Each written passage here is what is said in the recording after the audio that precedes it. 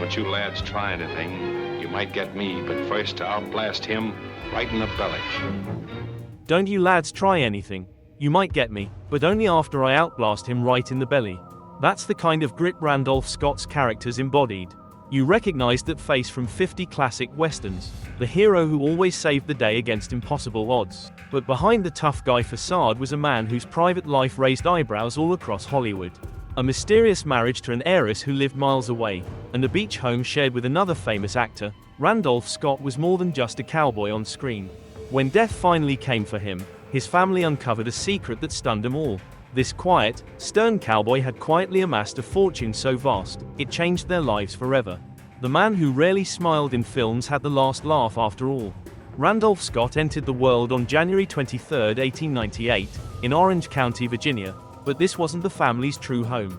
It was just a stop on a visit to relatives. Unlike his 5 siblings, all born in Charlotte, North Carolina, Randolph was the odd one out. His father, George Grant Scott, was a textile engineer, but also the first certified public accountant in North Carolina, making him a pioneer in his own right. His mother, Lucille, came from a wealthy, well-respected North Carolina family. So Randolph was born with both brains and money on his side. His family boasted Scottish heritage and a respected spot in Southern society, a head start many could only dream of. He grew up in a grand Charlotte home, still standing today, and in 1927 moved to a magnificent Louis Asbury-designed mansion. This was the life Randolph knew: private schools, influential friends, and the quiet confidence of someone who never worried about finances. He attended Woodbury Forest School in Virginia, no ordinary school, but a training ground for Southern leaders. It shaped him, teaching poise, charm, and an unshakable belief that he could accomplish anything. But Randolph wasn't just a polished gentleman. He was an athlete too: football, baseball, competitive swimming, and horse racing. These weren't casual hobbies. They were costly, serious sports. At Georgia Tech, he chased a dream of becoming an All-American football player, until a devastating back injury cut that dream short. He transferred to the University of North Carolina to study textile engineering, following his father's footsteps. The irony: those very athletic skills, especially horseback riding, made him perfect for the westerns he'd soon star in. No need to fake riding. He already knew how. Randolph's Southern upbringing also shaped him deeply. He performed in plays by the United Daughters of the Confederacy. Not just any performances, but ones steeped in Southern pride, honor, loss, and sacrifice. From these came his soft, aristocratic Southern accent, part of his signature screen charm. Raised with values of stoicism, pride, and propriety, Randolph embodied the kind of man audiences later saw in his films. His family's wealth didn't just provide comfort, it paved his path. While many Southern boys struggled to find work after World War I, Randolph had a safety net. His father's powerful connection secured him a letter of introduction to none other than Howard Hughes. Armed with that letter in 1928, Randolph stepped into Hollywood, not as a struggling newcomer, but as a confident, well-connected man with good looks and powerful friends. A rare combination. When the US entered World War I in 1917, Randolph was just 19. Rather than hang back, he enlisted in the National Guard that July, younger than most soldiers who signed up. By October, he was a corporal. By February 1918, a sergeant. His father pushed for West Point, but Randolph wanted to serve on the front lines. That choice revealed his discipline, the same quiet courage his film characters would later display. In France, he was part of a dangerous 2-man team in the 2nd Trench Mortar Battalion. His job? Direct artillery fire from tiny shelters while enemy shells rained down. He and his partner clutched their dog tags and pocket testaments before each mission, never speaking of the horrors they witnessed. His work demanded precision. A single miscalculation could cost lives. That pressure left an indelible mark, forging the hardened, quiet strength that became his trademark on screen. His military training also gave him real-world skills Hollywood couldn't fake. He learned to ride horses across rough terrain and mastered guns and bayonets, tools of survival, not just props. So when Randolph Scott played cowboys and soldiers, it wasn't acting. It was living the part. He had truly lived it. After the war ended in November 1918, Randolph didn't rush home. Instead, he stayed in France to attend the artillery officer candidate school in Saumur. By May 1919, he had earned the rank of 2nd lieutenant. When he finally returned to the United States, he set his sights on a new dream: becoming a top football player at Georgia Tech. He joined a fraternity and dove headfirst back into sports. But fate had other plans. His old injury flared up again, crushing that dream as well. So he moved once more, this time to the University of North Carolina to study engineering. Yet, the classroom couldn't match the thrill of the battlefield or the roar of the crowd. He dropped out and joined his father's textile business. There, he worked diligently, starting as an accountant, then auditor, and eventually office manager. He was focused, responsible, but restless. That steady, safe life wasn't enough. So in 1927, Randolph made a bold choice. He left security behind for something wildly uncertain.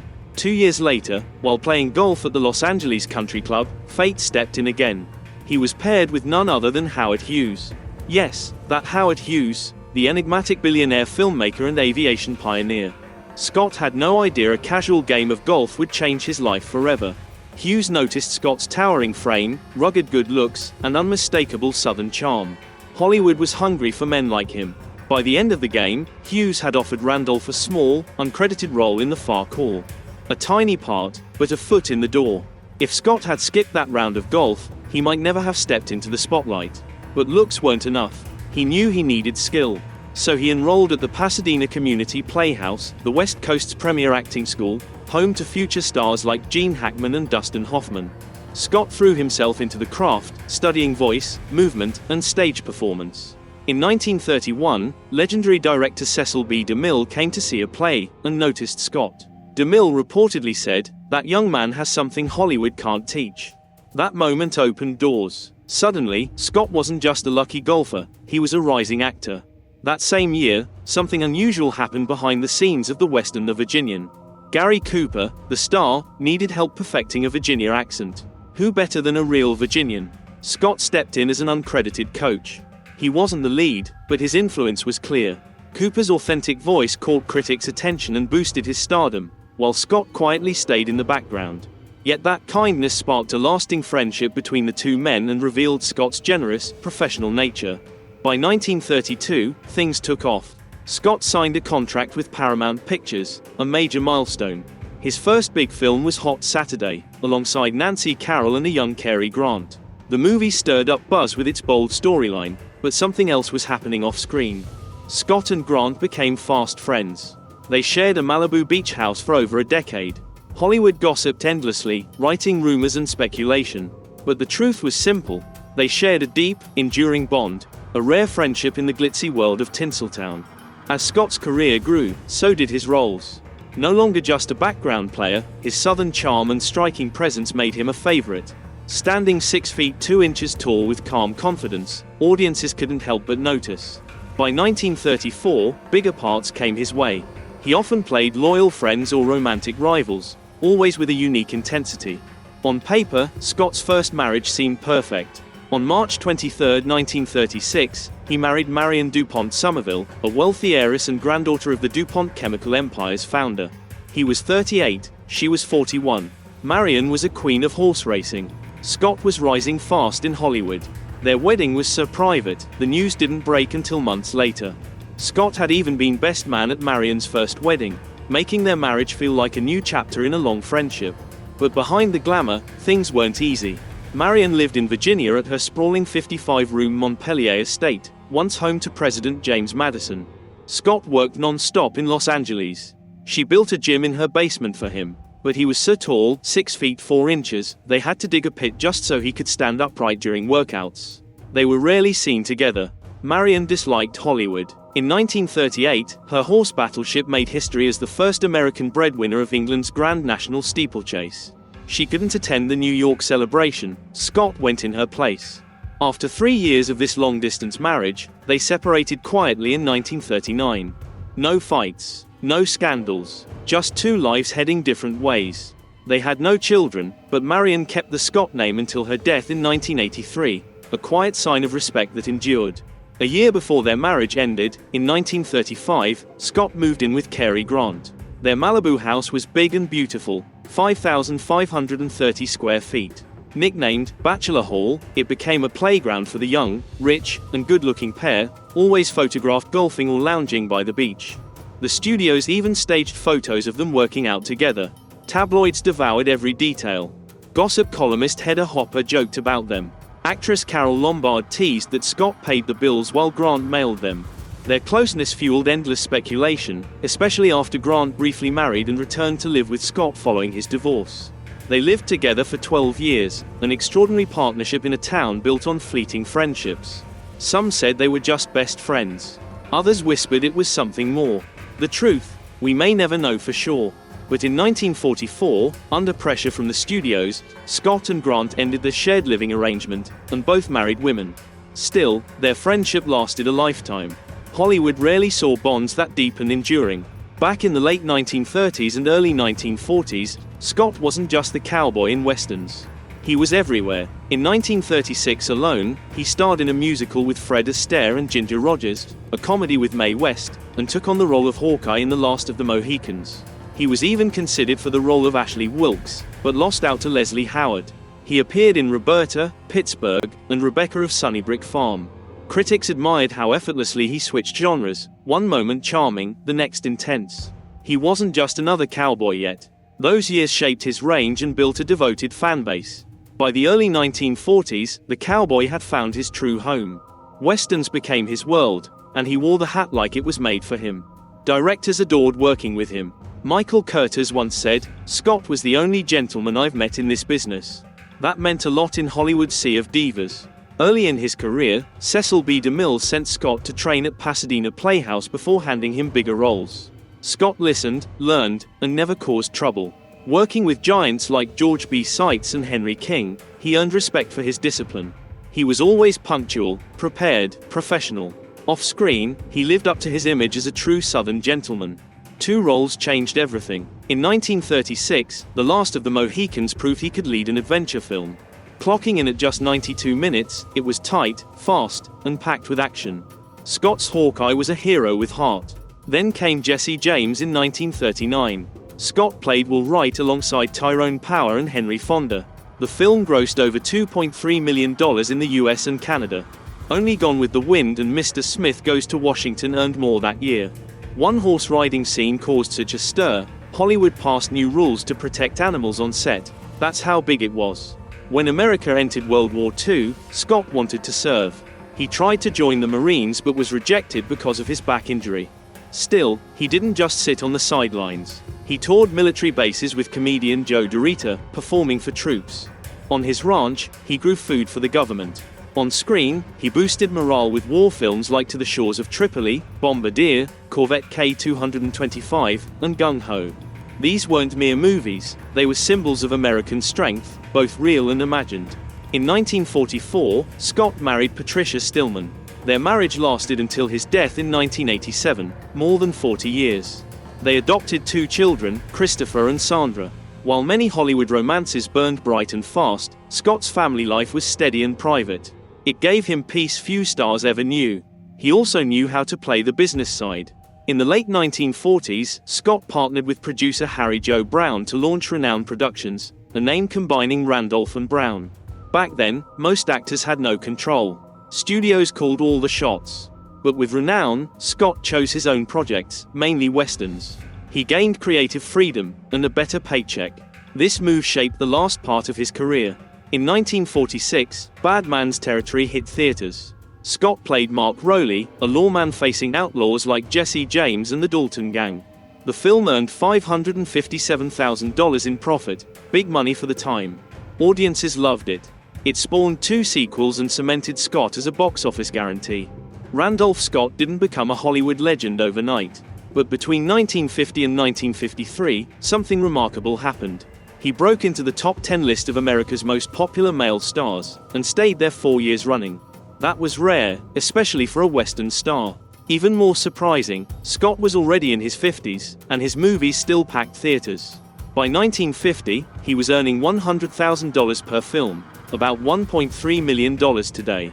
Families across the nation, from bustling cities to dusty ranches, lined up to see his quiet, powerful brand of justice. His fans ranged from wide-eyed kids to rugged ranchers, and everyone in between. He became more than a star. He became a symbol, but his rise wasn't just about numbers. It was about the stories he told, and how he told them.